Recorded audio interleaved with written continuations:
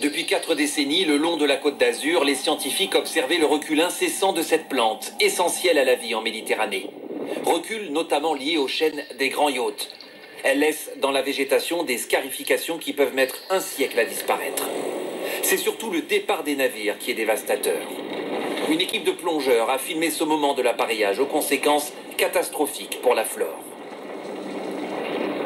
Tour à tour, faux géantes et socs de charrue, la chaîne et son ancre arrachent des centaines de plans, réduisent en charpie des centaines d'autres, rien ne leur résiste.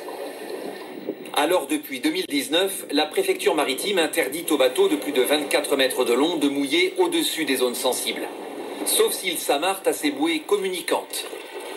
Inoffensive pour les fonds marins, elle se loue depuis n'importe quel smartphone. Je vais venir sélectionner ma bouée, là on est à Beaulieu-sur-Mer, et de là je pourrais payer ma réservation. Les embarcations plus petites n'y ont pas accès, elles font donc toujours des dégâts. En rade de Beaulieu-sur-Mer, ces spécialistes du milieu marin récupèrent chaque plante déracinée pendant la saison touristique. Ils donnent une seconde chance à la prairie abîmée. Un travail de fourmi, à la hauteur des bénéfices apportés par la Posidonie.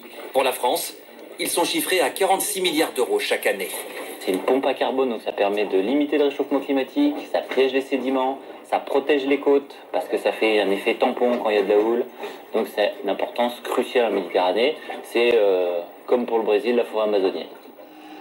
Le repiquage se fait à la main, et la forêt sous-marine s'étend lentement.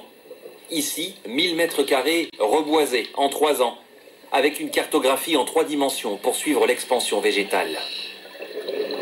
Mais l'embellie de la Posidonie tient surtout à un meilleur aménagement. Dire qu'avant la construction de ces bassins en 1985, tout partait directement vers la Méditerranée. Désormais, l'assainissement est bio, actif. On a cultivé en quelque sorte des bactéries, et ces bactéries vont se nourrir de la pollution, manger et dégrader la pollution, et ainsi les eaux rejetées sont de bien meilleure qualité. À la clé, 50% de pollution en moins par rapport à la simple décantation des débuts. Dans les années 80, quand en France, sur nos plages en Méditerranée, on avait plus de 300 000 légionelloses par an. Donc ça veut dire qu'on avait une chance sur 3 en fait, de tomber malade. Ces 20 dernières années, selon l'Agence de l'eau, les capacités de traitement ont été multipliées par 10. Reste une épée de Damoclès, le dérèglement climatique et les températures records enregistrées en août. Les biologistes redoutent l'incidence sur la bonne santé retrouvée de la Posidonie.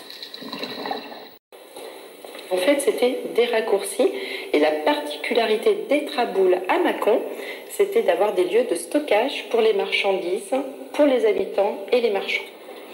Celle-ci traverse tout un pâté de maisons sur une centaine de mètres. Pas loin, un autre trésor caché.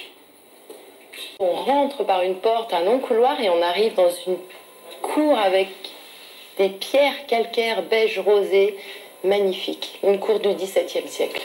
Une cité de belles pierres, donc, dont la maison la plus ancienne et la plus célèbre est pourtant en bois. Des sculptures du Moyen-Âge, dragons, licornes et même singes. Ce fut il y a longtemps un lieu de fantaisie et, disons-le, d'orgie. On avait ici à l'époque une confrérie bachique qui siégeait dans cette maison de bois. Donc la confrérie bachique de l'abbaye Malgouverne. Ça veut dire quoi une confrérie bachique? Vous avez la réputation de boire beaucoup, d'organiser des soirées à 8. Cette confrérie défend la gaufrette mâconnaise, une vieille tradition. C'est l'ancêtre, c'est les oublies. On trouvait ça au Moyen-Âge.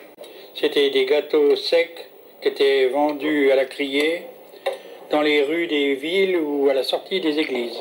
25. Mais n'en abusons pas, il va falloir crapahuter jusqu'à la star de la région, la roche de Solutré. 493 mètres et une légende, elle dit ceci. À la préhistoire, pour se nourrir, les chasseurs poussaient les tarpans, des chevaux semblables à ceux-ci, jusqu'au sommet du roc pour qu'ils finissent par sauter. Vrai ou faux? Alors, c'est faux. Si vous faites ça, vous avez du steak haché à l'arrivée. Et les chevaux vont certainement pas monter sur la roche. Donc c'est vraiment une légende et tout le monde y a cru. En réalité, si des ossements de chevaux ont été retrouvés au pied de la roche, c'est parce qu'ils y étaient chassés et découpés. Avec 7 saguets, sorte de javelot, et un autre objet. Ont inventé le propulseur.